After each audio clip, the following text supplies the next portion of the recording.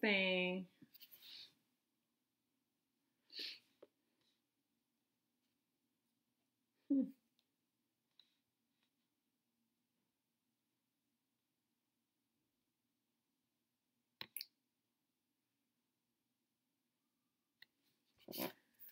Oh.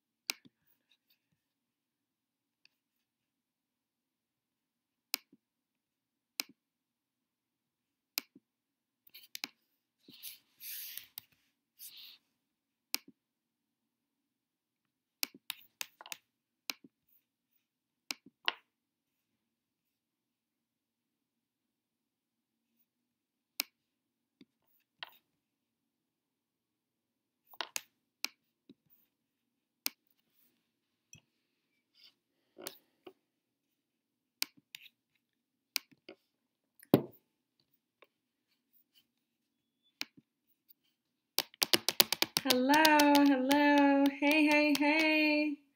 Hey, everybody. Hey. Hi. Hey, hey. Let me make sure that my volume is up loud and clear. Okay, first of all, I'm not on the phone. I totally have a habit of having those in just in case my phone rings. I'm like ready, right? Or I just got off the phone or picking up the phone or whatever. So good evening, millionaire. Good evening, millionaire. This is our new segment that we are starting called Good Evening Millionaire, where we are bringing financial literacy to you guys live and in full effect, right? Every single night. My name is AmmaTheCPA, and I'm definitely here to remind you that you can run any type of business, okay? I don't care what kind of business you run, how you make your money. Oh, excuse me. We don't care how you make a living. It's just important to us that you have a life, right? So, good evening, millionaire. So, what I want to talk about today is the top 12 financial warning signs. And this is actually a part two. This is a part two because last night I went over, make sure my lighting is okay. Last night I went over the first 6 of the top 12. So tonight I'm going to go over the last 6 of the top 12 because I don't want to keep these too long, right? But we just want to be able to provide different value and financial literacy. Definitely, like each one teach one, we can change the world, okay? And I'm always here to help. Any type of questions that you guys have for me, definitely feel free to reach out to me. You can always inbox me right here on Facebook. And if you're watching this on YouTube, you can also email me at Amma, right? Amma at AmmaTheCPA.com, or you can just go ahead and find me on Facebook, shoot me an inbox, find me on Instagram at AmmaTheCPA, or get back with the person that shared this video with you, okay? They can probably help you too. It's like a whole team of us that's doing this. So, good evening, millionaire. So we went through, I don't want to take up too much time on the recap, so definitely go back and check out that previous video where we went over the first 6 of the top 12 financial warning signs. So before we get started, here's the thing, the point of this video. A lot of times, especially in my profession, what I find, I'm a certified public accountant, right? Which means that I'm certified to help the public when it comes to different accounting needs. And so what I've been finding is that a lot of us, a lot of Americans, we think that we're okay, right? You go through my Facebook page, you can see how, I think I posted something on Monday, how we're in a retirement crisis, right? I have something on my page where going through how we're in a consumer credit, like a debt crisis, right? We're in all these different financial crises here in America. And it's not that we don't make enough money, right? we make enough money to be wealthy. We make enough money to sustain ourselves. But the problem is that we don't know what to do when we get our money. And a lot of different things keep us stuck. And I can go through that on a later call, but different stuff like inflation, taxes, debt, right? They keep us trapped. So we definitely show people how to get back their tax dollars, how to eliminate their debt, and then ultimately become investors. Okay, that's the goal. And so what we do is we focus on income shift, and we can help people with. But what I want to go through, so that's the whole point of this part, is because I just want you guys to see that if any of these financial warning signs are anything that you do, then I just want you to recognize it as a financial warning sign. A lot of times we may come into different situations and we think like, oh, well, we're okay. It's not a big deal. This is not a big deal. A lot of people pay their debt forever, right? Oh, I'm going to pay my mortgage forever. I'm going to pay my student loans forever, right? Or everybody borrows from their 401k. What's the big deal, right? So anytime you say like, what's the big deal, or everybody, right, you definitely want to check yourself and see what that is and see how we can make a difference. But the whole thing is I want to go through these. Definitely check out the first 6 tips that we left on last night, and let me run through them really quickly, right? And then you can definitely go watch the replay so you can see them in detail, how I broke them down. But the first one is you're paying off debt with another debt, right? Like you're paying off, different mortgages or whatever with a credit card. You have no idea how much money is in your bank. Number 3 is you use your credit card for very basic financial needs. Number 4, you have no savings at all or well below the recommended $3,000.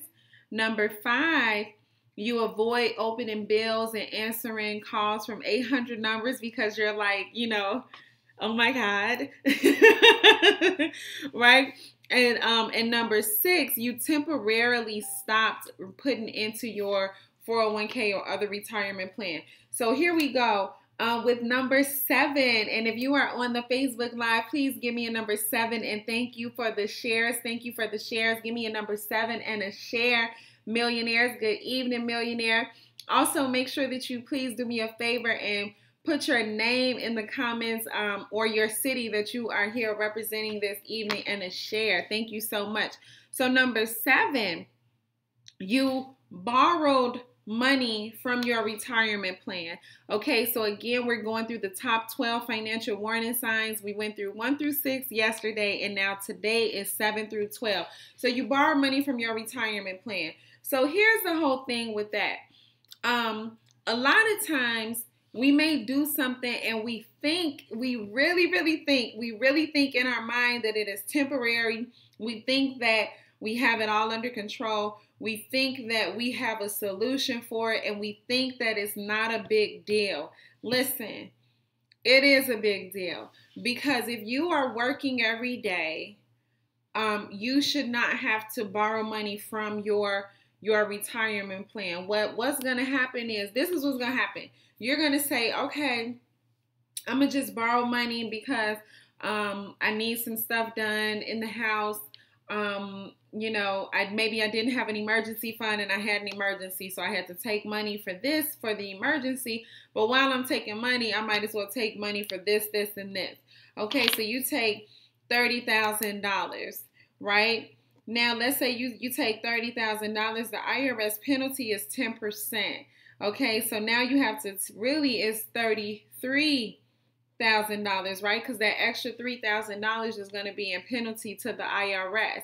Now, I can't even get into in this video how much it's going to cost you in compounding interest with an extra $30,300 out of your retirement account, right? Because every year, if your retirement account is at 8% or 10% or 15% or whatever, just think about how much, because remember, compounding interest, and I do have a video on compounding interest as well, but think about how if the interest is compounding, and let's say, okay, so let's say it is 10%, right? You took out $30,000, so now that's $30,300, and now that's 10%. So that's another $3,300 on top of that $30,300 that you took out, right? So that every year you multiply that by the 10%, right? You add the interest and multiply that. So that's how your retirement account grows. So then what ends up happening is you lose out on all that money, right? So you may think, okay, I'm only taking out $30,000. What's the big deal? I'm only taking out $10,000. What's the big deal? So you definitely want to factor into or take into consideration the penalty that the IRS is going to charge you, and then also the compounding interest. So this is number 7 on the top 12 financial warning signs, okay? So that's a warning sign. Now, one of these, you are in trouble. 2 or more, you are this close to drowning, okay? So number 8, give me a number 8 on the Facebook Live. Give me a number 8 and a share. Please give me a number 8 and a share. You continue making credit card purchases and rationalize it by saying it's only another $100. Okay, so this one is, let's say that your credit cards are already maxed out. A lot of times what the credit card companies will do, because it's low-key a trap, right? It's low-key a trap. What they'll do is they'll increase your limit. So you may have $1,000 limit, but you're making payments, right? You're making payments every month. You're making payments every month. So then they'll say, we'll give her $1,500, right? So now you have $1,500, but then you're making your payments every month, and they're like, you know what? We'll give her $2,000. Now you're at $2,000 spending, and then they increase it. So they keep increasing it because it's low-key a trap, like I said.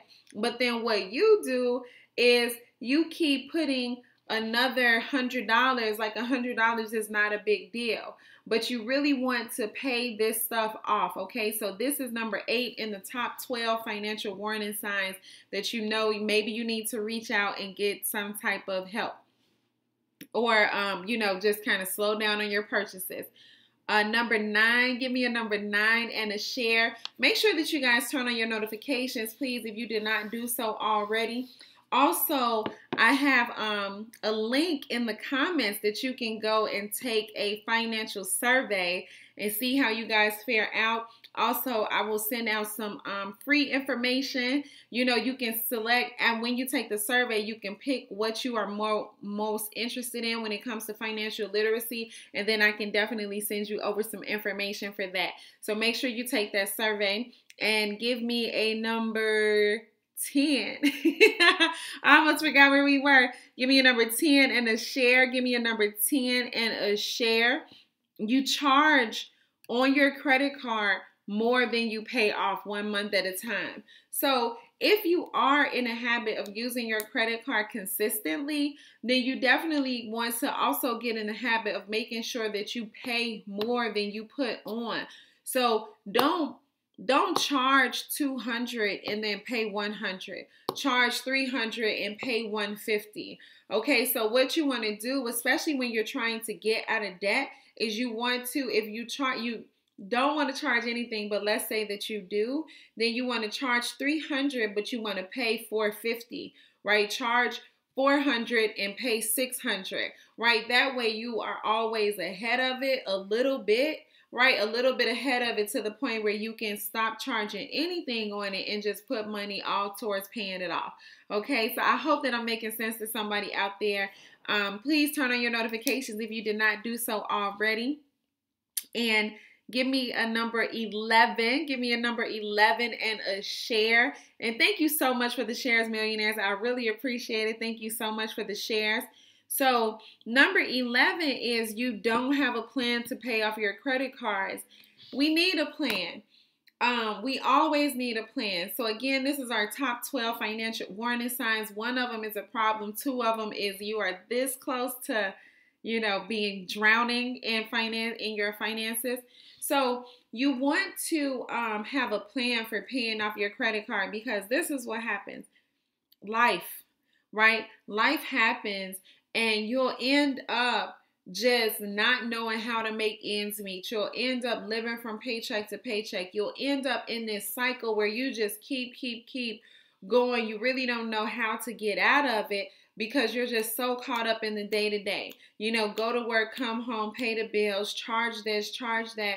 So you really want to sit down and figure out how you can get out of your credit card debt, how you can pay these bills off, how, you know, and like I said, definitely feel free to reach out to me if you have any questions with anything like that. But you want to have a plan, because not having a plan is really one of the first signs to lead into any type of financial catastrophe. Because if you think about it, a lot of us are like when we live paycheck to paycheck, we're one step or one check, maybe two checks from an outright catastrophe. A lot of people that are homeless and stuff like that, you know, they didn't set out to be homeless.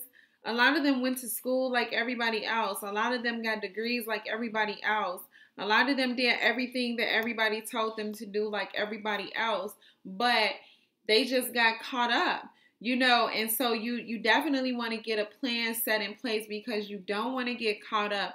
So if you don't have a plan set in place, think about getting one. Sit down with your finances, see how you can figure out some type of payment plan to where you completely pay all this stuff off. One of the things that you can do, and it may sound crazy, so one of my favorite movies is Confessions of a Shopaholic, right?